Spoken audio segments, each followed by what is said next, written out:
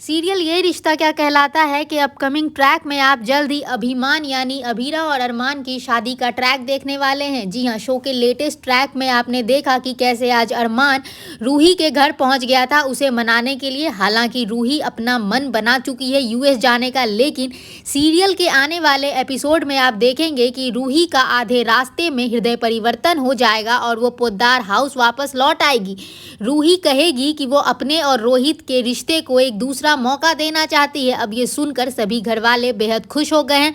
हालांकि रूही यहाँ क्या नए मंसूबों के साथ आई है ये तो आने वाले समय में ही पता चलेगा।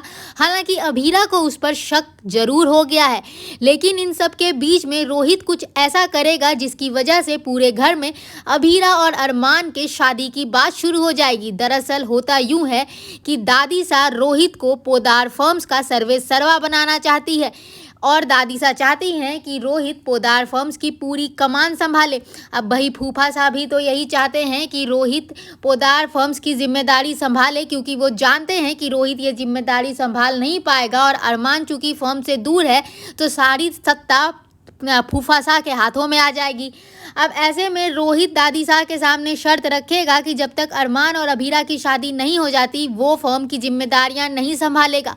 अब जैसा कि आप जानते हैं कि दादी शाह का लाडला है रोहित, और रोहित इतने महीनों बाद वापस भी आया है तो दादी शाह उसे नाराज करने का एक भी मौका नहीं देना चाहती। अब ऐसे में दादी शाह रोहित की शर्त मान लेंगी और घर में शुरू हो जाएगी अभीरा और अरमान की शादी की तैयारियां।